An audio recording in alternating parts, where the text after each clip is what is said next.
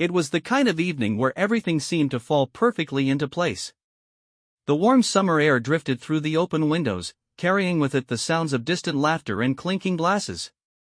It was a family gathering at the home of my wife, Jenna, and her sister, Emily, who had invited us all over for a celebration.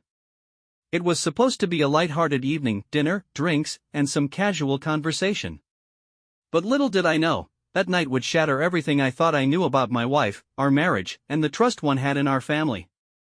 Jenna and I had been married for 8 years. In all that time, we'd built a life together, shared dreams, traveled the world, and made countless memories. Jenna was smart, beautiful, and had this infectious laugh that always seemed to light up a room. I had always believed in our bond. We had our ups and downs, but I never thought for a moment that something could ever break that foundation. And I certainly never imagined that the man standing beside me, her sister Emily's husband, Michael, would be the one to destroy it. Michael had always been charming. The kind of guy who could talk his way out of almost any situation. At family gatherings, he was the center of attention, the one cracking jokes and making everyone laugh. He was tall, fit, and always impeccably dressed, someone who seemed to have it all together. But underneath that polished exterior, I had never known the darker side of Michael, the side that had been hiding in plain sight, just waiting for the right moment to emerge. That evening, I noticed something unusual. Michael and Jenna had been talking more than usual, laughing a little too hard, exchanging glances that I couldn't quite place. At first, I dismissed it as nothing more than friendly banter between two people who had known each other for years. But there was a tension in the air, a subtle undercurrent that I couldn't ignore. My instincts told me that something wasn't quite right, but I brushed it off, thinking I was just being paranoid. After all, it was a family event, and I trusted both of them. But trust, I would soon learn, can be a fragile thing. The evening wore on, with dinner served and the drinks flowing freely. The table was filled with laughter and chatter, but I couldn't shake the feeling that I was being left out of something. Jenna and Michael seemed to be in their own little world, constantly whispering to each other when they thought no one was listening. At one point, I caught Michael looking at Jenna in a way that made the hairs on the back of my neck stand up. It was a look I had never seen before, a look that said too much without saying anything at all. After dinner, we moved to the living room, where the night continued with more wine and conversation. The room was filled with people, but for some reason, all I could focus on was Michael and Jenna. They were sitting across from each other, speaking in low tones, their faces too close, their laughter too intimate. I tried to engage in the conversation around me, but my mind kept drifting back to them. When the music started playing, Emily suggested we all dance, trying to lighten the mood.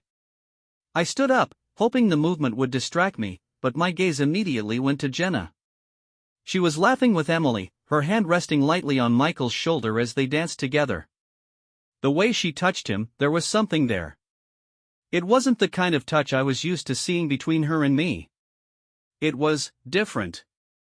It felt wrong, but I couldn't put my finger on why. The night continued, but the unease I felt only grew stronger. Michael seemed to gravitate toward Jenna more and more, pulling her away from the group for private conversations. I watched as she smiled, her eyes lighting up when he spoke to her. It was as if she had forgotten I was even in the room. And with each passing moment, my suspicions deepened. Eventually, Emily excused herself to check on the kids, leaving Michael and Jenna alone for a brief moment. I watched them exchange a look, a quiet understanding between them, and that's when it hit me. Something was happening. I didn't know what it was, but I knew it wasn't good. As the evening wore on, the music played a little louder, the drinks flowed a little more freely, and the atmosphere in the room shifted. Jenna and Michael were no longer just two people casually chatting, they were engaged in a silent dance of their own, one that was too intimate for my liking. I couldn't help but notice how she leaned in closer to him, how his hand brushed her back just a little too lingeringly for comfort. The small, seemingly innocent gestures were beginning to weigh heavily on my chest, and a knot formed in my stomach. My gut was telling me something that I didn't want to believe, but every instinct screamed that I couldn't ignore it any longer. Emily had left the room to tend to the kids, and I found myself standing there alone, frozen by my own confusion and fear. I tried to shake it off, to tell myself that I was just being paranoid, that maybe I was seeing things that weren't there. But then I saw them again, Michael and Jenna, whispering to each other in the corner. Their heads close together, the occasional laugh shared between them, but there was something in their eyes that sent a chill down my spine. It wasn't the laughter of two friends. It was something deeper, something more intimate. At that moment, I knew I had to act. I couldn't just stand there and wonder what was happening. I needed answers. But how do you confront your wife about something you're not entirely sure of? How do you ask your best friend's husband if he's been crossing lines you never imagined possible? The tension in the room was suffocating as I walked toward them, the floor beneath me feeling heavier with every step. As I approached, they stopped talking and looked at me in unison. Michael's smile was still there, but it seemed forced now, too wide, too tight, like he was trying to maintain some semblance of control over the situation. Jenna, on the other hand, seemed caught off guard. Her face flushed a little, as if she had been caught in something she couldn't hide. "Hey, guys," I said, my voice sounding far too casual considering the gravity of what I was feeling. "What's going on?"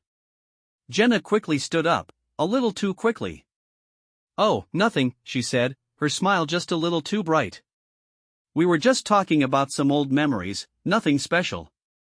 I tried to mask the storm of emotions churning inside me. "Old memories, huh?"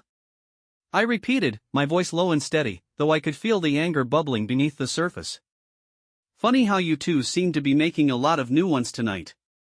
Michael cleared his throat, clearly uncomfortable. "Yeah, well, you know how it is, family, good times, we all get caught up in the moment," he said, a little too defensively. I could tell he was trying to play it off, but the way he avoided looking me in the eye only made it worse. Something was happening between them, and I was no longer willing to pretend it wasn't. I turned to Jenna, my heart pounding in my chest. "Jenna, I need to know the truth. Are you seeing Michael?" Her face went pale, the color draining from her cheeks as if the question had knocked the wind out of her. She opened her mouth to speak, but nothing came out. For a moment, it was like time had stopped, the silence stretching between us, suffocating and oppressive.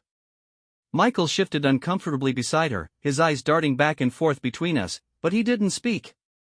His silence was more damning than any words he could have said. Jenna finally spoke, her voice barely a whisper.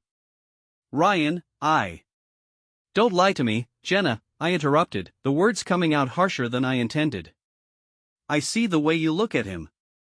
The way you two have been acting tonight. It's all right there in front of me. You can't hide it anymore." Jenna's eyes welled up with tears, but instead of relief, the tears only made my stomach churn. She had been caught. She knew it. And yet, here she was, still trying to hide behind that mask of sweetness and innocence that she had always worn so well. "Ryan, please," she whispered, her voice breaking. "I never meant for this to happen. It wasn't supposed to." "How long, Jenna?" I demanded, stepping closer, my heart pounding in my chest. "How long has this been going on? How long have you been lying to me?" Her lips trembled as she fought to hold back her tears. It started a few months ago," she finally confessed, her voice so soft I almost didn't hear her. "I never meant for it to happen. I never planned this, but it just did. I'm sorry." The words felt like a slap in the face. I stood there, stunned, as the full weight of her confession sank in. She had been seeing Michael. My best friend's husband. The man I trusted more than anyone else. It felt like my whole world was collapsing around me. Michael didn't say anything. He didn't apologize, didn't even offer an explanation. He just stood there, his hands in his pockets, his eyes downcast. The realization hit me like a ton of bricks. He had betrayed me. But worse, Jenna had betrayed me in the most unimaginable way possible.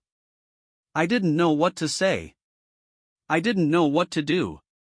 My mind was racing, my thoughts scattered. My wife, my partner, the woman I had loved and built a life with, had just confessed to having an affair with her sister's husband, and the worst part was, it wasn't a one-time mistake.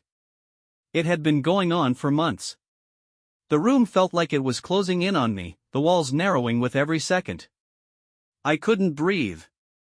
I couldn't think. All I could do was stare at Jenna, the woman I had trusted more than anyone, and wonder how I had missed the signs. How had I not seen this coming? I stood there, the weight of Jenna's words crushing me under their suffocating reality. Michael, standing next to her, didn't even have the decency to look me in the eye. He was avoiding me, avoiding the confrontation that I knew we had to face. But I didn't know where to begin, how to even start processing the betrayal that was so brutally laid bare before me. Jenna's eyes were filled with tears, but they felt hollow. Her remorse seemed more like an afterthought, a last-ditch effort to preserve whatever shred of affection I might have left for her. But how could I look at her the same way again? How could I ever trust her again? Ryan, Jenna's voice trembled, barely audible, but I couldn't bring myself to respond. I needed space, I needed air, but most of all, I needed answers. She had confessed, yes, but I didn't know how far this had gone. I needed the details.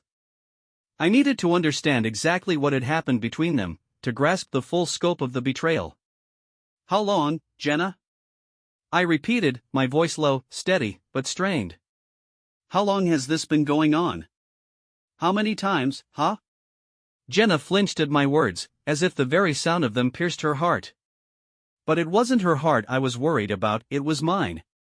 The trust one had so blindly placed in her, in our marriage, had been shattered, and now, I was left to pick up the pieces. I don't know, Jenna stammered, her tears spilling down her cheeks. It wasn't supposed to happen like this. It wasn't supposed to go this far. But after you started working late so much, and then when you were away on that business trip last month, Michael and we were just there for each other. It was stupid. I was stupid. Stupid? I echoed, my anger rising once more. You think this is just a little mistake, a little moment of weakness? You slept with my best friend's husband, Jenna. This wasn't a mistake. This was deliberate. Her sobs were louder now, but I couldn't muster any sympathy. My heart was too consumed with a rage I had never felt before. How could she do this to me? How could she betray me with him, the man who was supposed to be my friend? Michael shifted uncomfortably next to us, and I finally turned my gaze to him. He had the nerve to look embarrassed, to look guilty, but it wasn't enough. There was no apology, no remorse in his eyes. He was a coward, standing there silently as if he could avoid the truth. You think you can just stand there and not say anything? I spat at him, my voice trembling with the weight of everything I wanted to say. You've been sleeping with my wife, Michael. What the hell is wrong with you? What happened to loyalty, to friendship? To all that talk about how close we were? Michael opened his mouth to speak, but nothing came out. He wasn't even trying to justify it. He knew it was indefensible. But I wasn't done. I couldn't let this go without understanding the full extent of what had happened, without confronting the full brutality of their betrayal. How many times, Michael? I demanded, my eyes narrowing at him. How many times have you been in bed with my wife? How long has this been going on behind my back? Michael hesitated, his gaze flicking from me to Jenna, who was still standing there, a broken mess of tears. I could see that she wasn't ready to tell me everything, she wasn't ready to face the full consequences of her actions. But I needed to hear it from him, needed him to admit to his part in all of this. A few times, Michael muttered, his voice low, barely audible. I'm sorry, man. I didn't plan for it to go this far, but it just happened. A few times? I repeated in disbelief. You think that makes it any better? You think it's okay because it was just a few times? I was so angry, my vision blurred with rage. It felt like my entire world was falling apart, like everything I had built, everything I had believed in, was suddenly nothing more than a lie. I turned to Jenna, my eyes narrowing. And you, Jenna? You really think I'm going to forgive you for this? You think you can just cry and make it all go away? She tried to speak, but I couldn't hear her anymore. I didn't want to hear her excuses, her apologies. I had heard enough. I had seen enough. I don't know if I can ever forgive you for this, I whispered, my voice breaking as I stepped back. I don't even know if I want to. The room seemed to close in around me. The silence between us felt like a suffocating weight. There was no air, no space to breathe, and the reality of what was happening felt almost surreal. How had I let this happen? How had I been so blind? Michael was still standing there, looking like a man who had been caught, who knew there was no way out. He opened his mouth to say something, but I didn't want to hear it. I didn't want to hear his excuses. All I wanted was for the pain to stop, for the world to make sense again. But nothing made sense anymore. Jenna reached out, her hand trembling as she touched my arm. "Ryan, please. Please don't leave me. I love you." But I couldn't look at her. I couldn't hear her. All I could think about was the man who had betrayed me, the woman who had promised to be faithful, and the lies that had consumed everything I thought I knew. And in that moment, I knew something. Something deep within me clicked. This marriage, this life I had with Jenna, was over. There was no coming back from this. The hours that followed were a blur. I could feel the tension in the air, thick and suffocating. Jenna's pleading, Michael's silence, it all felt so distant, as if I was watching this whole situation unfold from the outside, like I was no longer a part of it. But deep down, I knew I was still in it, still tied to this betrayal in a way I couldn't escape. The love, the trust, everything that had been built between Jenna and me, was now nothing more than a fragile memory. I left them there. I had to. I needed space, I needed air, and most importantly, I needed time to think. Time to process what had just been revealed to me. I couldn't face them any longer, couldn't bear to listen to their empty apologies or their false reassurances. So I grabbed my coat, told Jenna I needed to be alone, and left the house. I wandered aimlessly for hours, my mind spinning, my thoughts a chaotic mess of hurt and anger. It wasn't just the betrayal. It wasn't just the fact that she had slept with Michael. It was everything. The lies, the secrets, the way she had looked me in the eye every day and told me everything was fine while she was hiding this affair right under my nose. The trust that had been so carefully built between us had been shattered in an instant, and now, I was left to pick up the broken pieces. I found myself at a small bar downtown, one I used to frequent before everything with Jenna and I had become so complicated. The dim lighting, the quiet hum of conversation, it felt like a world away from the chaos in my mind. I sat at the bar, ordered a drink, and tried to let my mind settle. But there was no peace to be found. Every time I closed my eyes, I saw Jenna and Michael, their faces close, their bodies pressed together in a way I could never unsee. I tried to talk myself out of the rage that was building inside of me. But it was no use. I had been betrayed. I had been lied to. And there was no going back from this. The sound of footsteps brought me back to the present. I looked up to see Michael standing at the door, his eyes scanning the room until they landed on me. He hesitated for a moment, clearly unsure of whether he should approach, but I could see the guilt in his eyes, the same guilt that had been there earlier when he couldn't look me in the eye. "What do you want, Michael?" I asked, my voice colder than I intended. He stepped forward slowly, his hands shoved deep into his pockets. "Ryan. I didn't come here to make excuses. I just wanted to say, I'm sorry." I couldn't help but scoff. "Sorry? Really? You think that's enough? You think you can just walk in here, throw a sorry at me, and expect everything to go back to normal?" "I didn't plan for this to happen," Michael said quietly, as if trying to convince himself more than me. "I never wanted to hurt you. You're my friend. But it did happen, and I regret it every damn day." I shook my head. "Regret doesn't fix this. Regret doesn't undo what you did, Michael. It doesn't bring back the trust that's gone, the marriage that's broken. And I don't know how to fix that." For a long time, neither of us said anything. The weight of everything between us was too heavy to ignore, too suffocating to pretend didn't exist.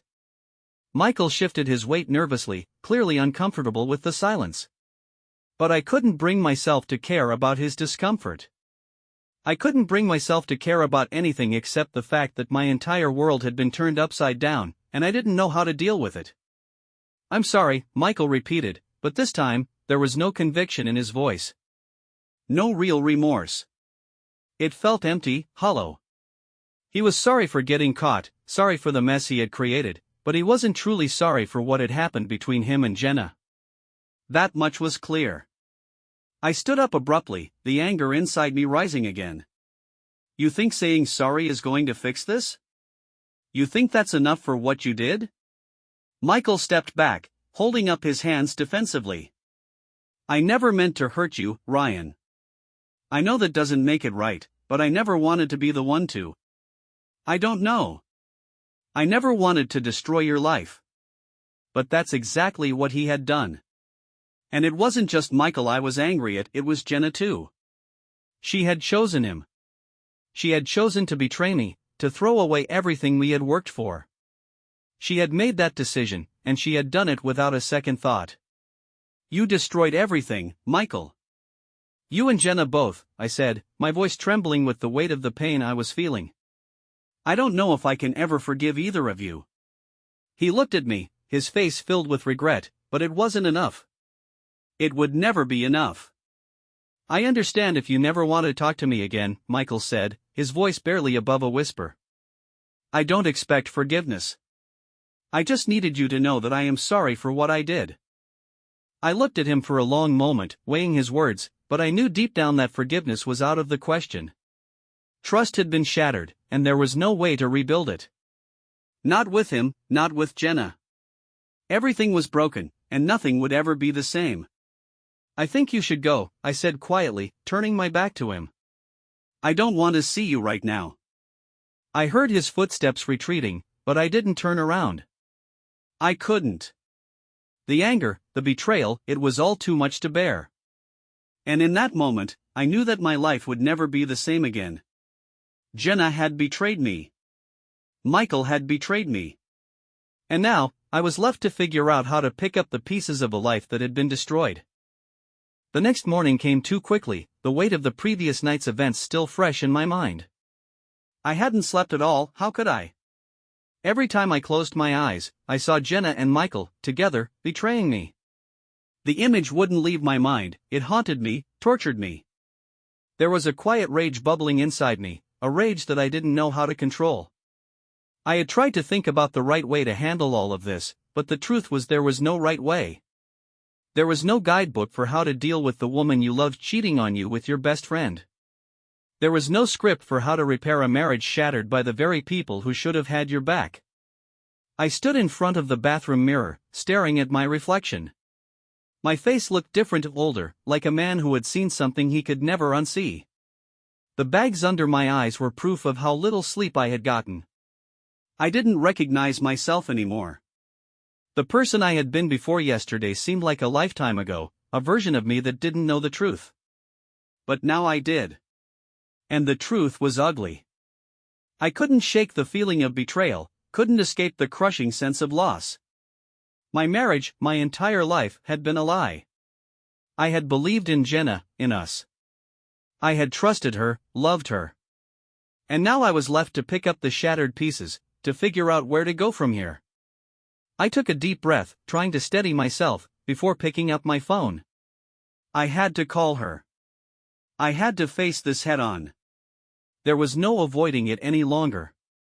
I dialed Jenna's number, my fingers trembling slightly as I waited for her to pick up. It felt like an eternity before she finally answered. Ryan? Her voice was tentative, almost afraid. I could hear the remnants of last night's tears in her voice. She knew what I was thinking. She knew what was coming. Jenna, I said, my voice colder than I intended. We need to talk. I'm coming home. I didn't wait for her to respond before hanging up. There was no point in dragging it out. We had both known what was coming. There was no more pretending. No more empty apologies.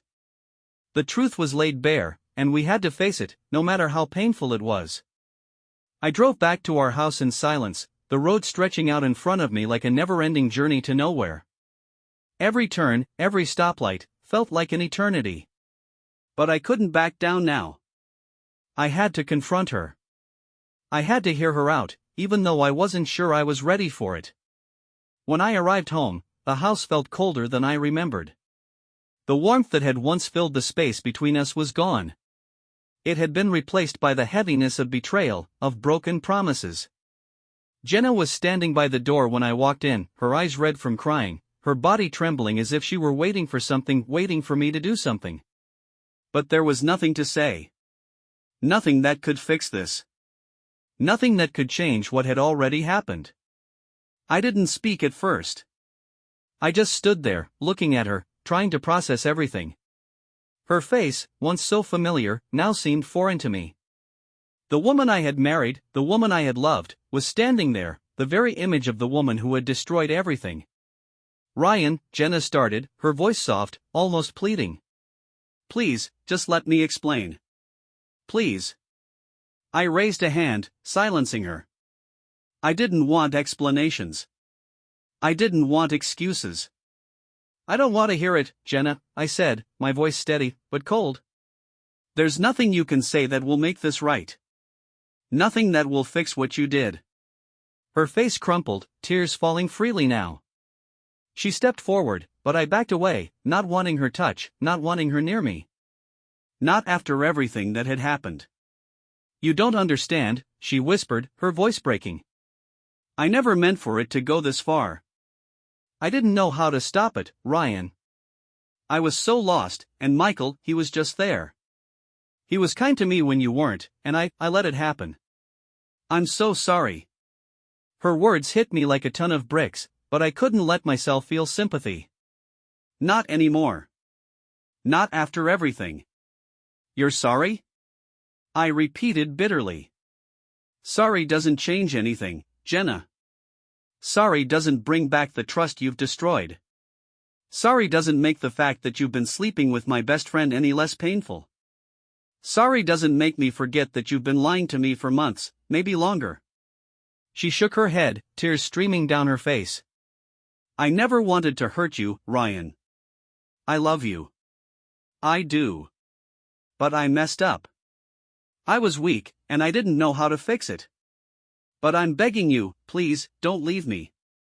Don't give up on us."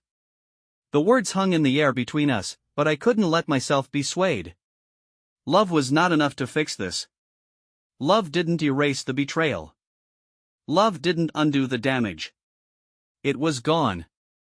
Our marriage, everything we had built together, it was gone. And I couldn't pretend anymore. "I don't know if I can forgive you, Jenna," I whispered, my voice breaking. "I don't know if I want to."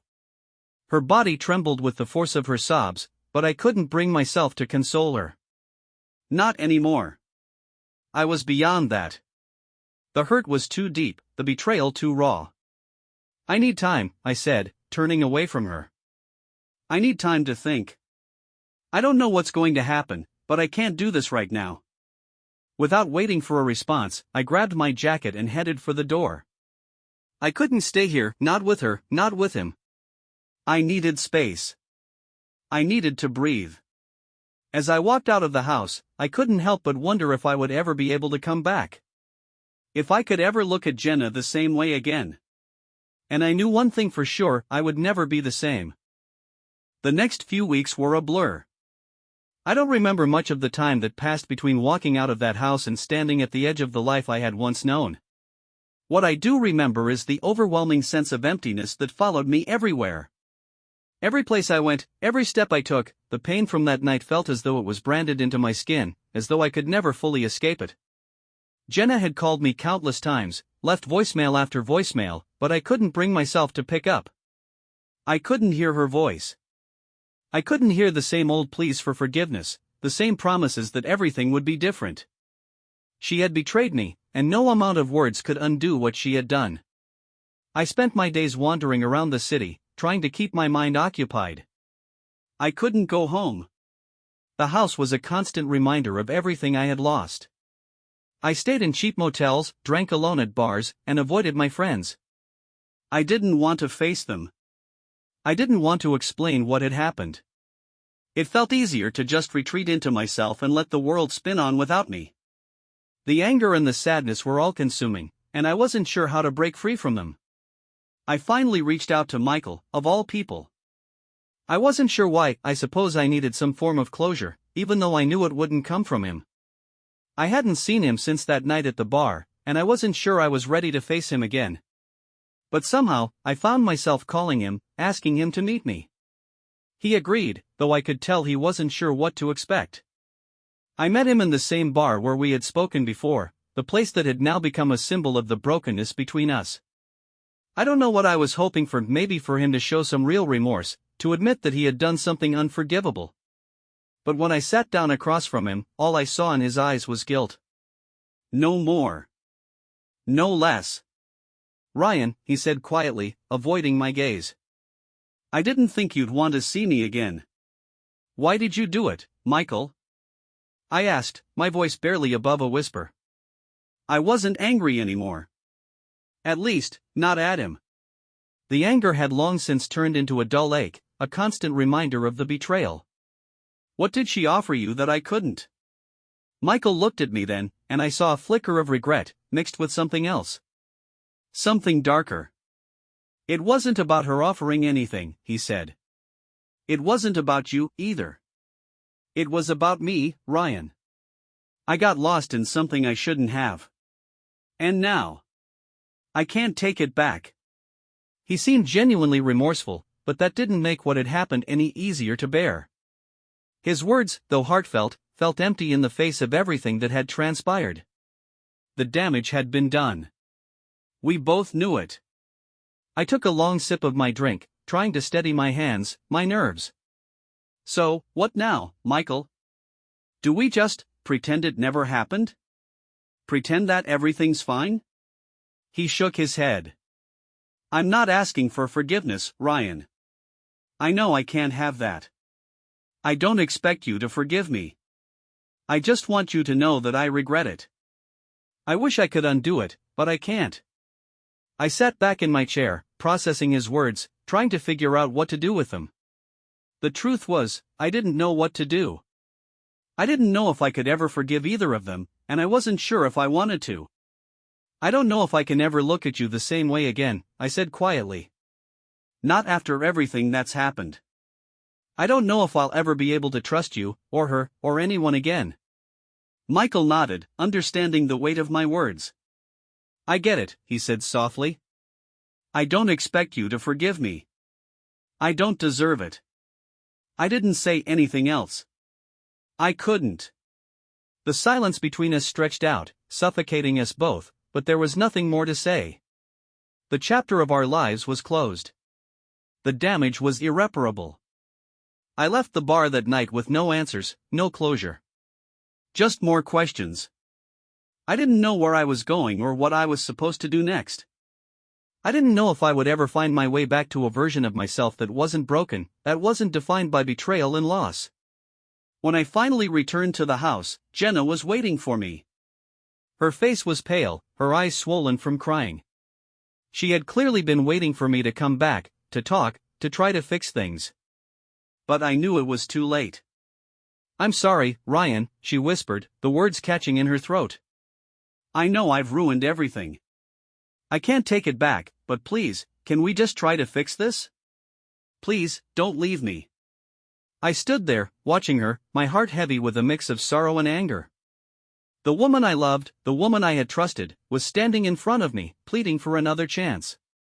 But I couldn't give it to her. I couldn't go back to the way things were. I couldn't pretend that everything was okay when I knew the truth. The truth that had shattered everything between us. I don't know, Jenna, I said quietly, my voice breaking. I don't know if I can ever trust you again. And with those words, I realized that the life we had built was gone. There was no going back. There was no fixing it. And I couldn't spend the rest of my life trying to patch up a broken marriage that had been destroyed by lies and betrayal. I think it's time for us to let go, I whispered. Jenna looked at me one last time, her face filled with sorrow and regret, but there was nothing more to say. I turned away, walking out the door without looking back. And as I stepped into the night, I knew one thing for sure, I would never forget what had happened. But maybe, just maybe, I could learn to live with it.